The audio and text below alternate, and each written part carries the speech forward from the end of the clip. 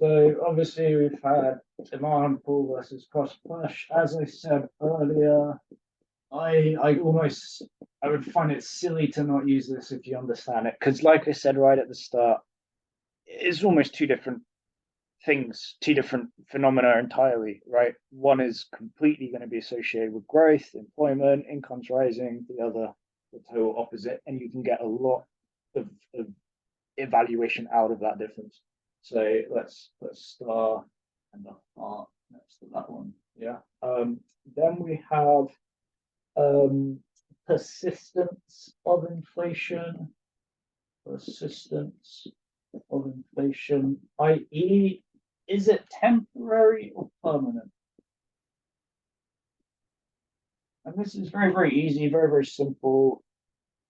At the end of the day, with AQA in particular, your evaluation style is seemingly like looking at the examiner report, supposed to be like quite short, sweet, simple, and then you go into more detail in your conclusion. Persistence of inflation, i.e., temporary or more permanent. And again, lots of good UK AO2 here. We were very much wrapped up in this discussion just after the sort of war in Ukraine broke out, because economists were very worried that if the war ended up being a long-term, medium to long-term thing, then the inflation is likely to be a medium long-term thing. And that means the consequences are a lot more severe than if it's just a sort of couple months prices rise and they go down or inflation settles a bit. So I think this one's kind of obvious, really, right? Like if the inflation is really short-lived and the period of inflation is over quickly, then the consequences are not going to be particularly significant or particularly intense. It can be really effective at certain points, like expectations, for example. So temporary inflation doesn't change consumer expectations of inflation much at all, particularly as it takes consumers time to sort of update their expectations anyway.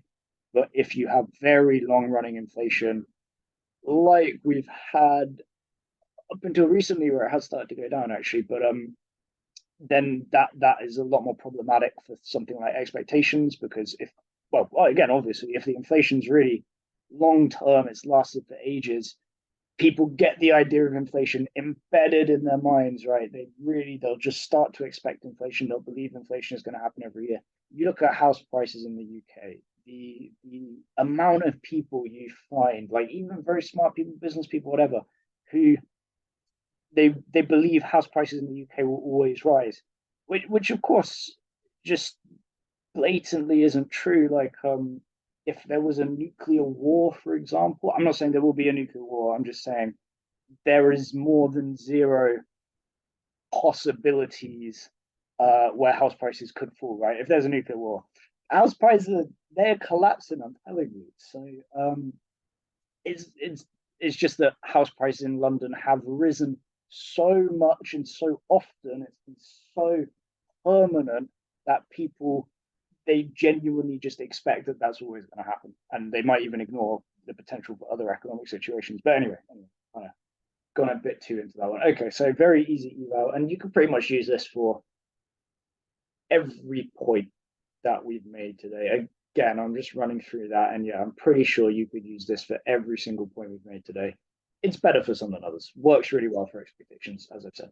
But this next one as well, you can pretty much use for every point, but maybe not for every essay on inflation. So this just depends on the scale of inflation or size or rate.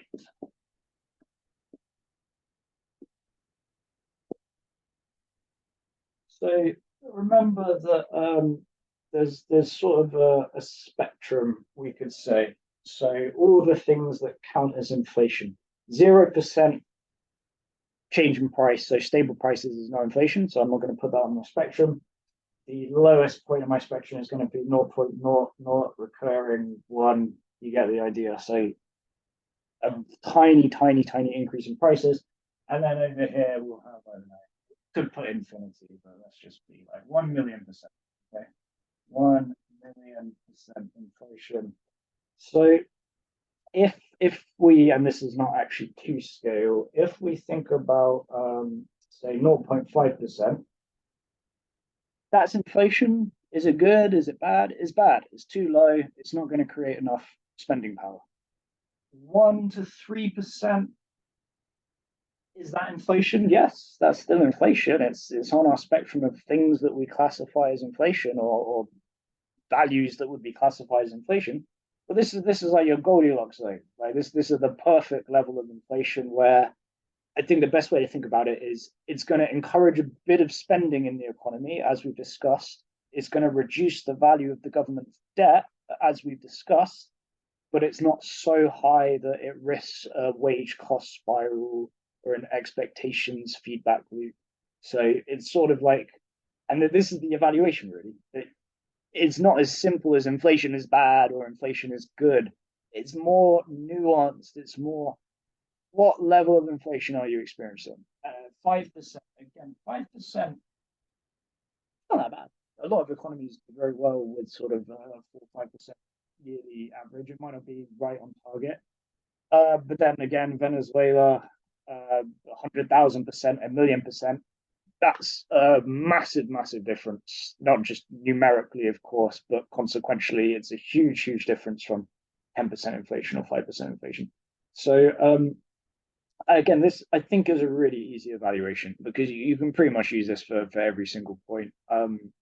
And just say that obviously if you've got close to hyperinflation, the consequences are going to be very significant and almost entirely negative for the economy at very high rates of inflation, massive loss of confidence, profits, investment at extreme levels, like it has happened in Venezuela to an extent. The whole economic system just breaks down and people have to sort of loot or steal or find their food or things like this in other ways. But then at relatively low levels, inflation can actually be very positive and have a lot of positive effects on the economy, particularly in terms of encouraging spending and reducing the value of debt for the government and debtors. So it is like I said at the start, is something I think you have to be a bit careful with because you can kind of see with the flavor of these evaluations that inflation is not a simple topic. It's not like a simple, straightforward, it's good, it's bad. It's got all this sort of depends on what type of inflation, depends how long the inflation is, depends how much inflation the inflation is. But I think you can work that around the points I've discussed today very well. So okay, we've only got 5 minutes. I'm going to overrun a bit today though. Again, any questions? Oh, so I've got one. Krishna again. So for us to be able to afford a house when we graduate, we should start a nuclear war. Right? It's simple consumer rationality. Yeah, I mean, yeah, there's an element of rationality to that. I hope other people have heard that comment. And just in case we're not clear, Krishna is advocating starting a nuclear war to reduce house prices so that you guys and me can actually afford a house. I hope everyone else is thinking that the disutility of nuclear war and maybe the ensuing nuclear winter might outweigh the utility gain from cheaper house prices. But each to their own, each to their own. You know? Maybe you want like a post-apocalypse, like Mad Max style lifestyle. Anyway. All right. So, not evaluations, questions, Pocket. It's just evaluations. All right. Let's have a look. So I've just put the 4 most recent essays on this topic in one document. These aren't the only essays to do with inflation that have happened in the last sort of 10, 12 years or whatever. They're just the ones which are about the consequences. So sometimes you get questions about the causes, sometimes you get questions, very common policies to reduce inflation. I've just picked the essays that are very much directly about the consequences. So what you'd want to use the material today for, basically. So you can see it's like coming up on average every few years, very common topic. And they've asked this essay, which I really don't like, twice. And what I would encourage you guys to do is prepare for this essay specifically, have a look at the mark schemes. It's tough because you're not just saying what's good or bad about the inflation or what's good or bad about deflation. You're comparing the two. Now, to work out what are the effects of deflation, just reverse everything I've said today, like pretty much everything, right? So real income falls for inflation, real income rises for deflation. International competitiveness falls for inflation, international competitiveness rises for deflation. So if you made a list of the uh, consequences of inflation that I've given you today, and then you made a opposite list of the consequences of deflation, you can then make a sort of plan for this essay because you can compare those consequences and you can say things like, well, inflation encourages extra spending in the economy, whereas deflation discourages extra spending in the economy. So on that basis, yes, inflation is preferable to deflation because inflation is going to encourage people to spend, creating growth, whereas deflation is going to discourage them from spending, decreasing growth. And then you can say, well, it depends on the size or rate of inflation versus deflation. 10% inflation is maybe worse than minus 1% deflation, right? Because minus 1% deflation is only a tiny, tiny amount of deflation. Whereas if you've got 10, maybe 20% inflation, you've maybe might see more of the negative consequence of inflation. So I think again, I would advise just in case they throw this one in again. They haven't done it for a few years now, and they are a big fan. Have a look at the mark schemes and plan it out. I would not want to be trying to answer this essay without having planned it before or thought about it before. But okay, so we've also got this one, which is it's not tricky and it is tricky. It's tricky in some ways and not tricky in other ways. I think what's tricky about it is not saying evaluate the consequences of inflation generally or evaluate the consequences of high inflation. It's actually saying evaluate the consequences of too low inflation, which is a weird way to phrase the question, but you can still use the points today. You've just got to think a bit more carefully about what you do with them. So in this case, they're specifically saying 0 to 1% inflation because the MPC's target rate is 1 to 3%. So if inflation is below target, but still inflation, then we're basically saying what are the consequences of having 0 to 1% inflation. So if you think about the points we've discussed today, a lot of them are going to be applicable, and you can make a lot of use of the evaluation that, given that this is a very small amount of inflation, a lot of those consequences aren't going to be very significant. Like again with expectations, for example, there might be, you could do this in a couple of different ways actually. You could say there might not be enough expectations to really drive consumer spending, which is a problem. So you could say a consequence of being below the actual rate of inflation is there's going to be not enough spending in the economy, not enough drive for increased spending.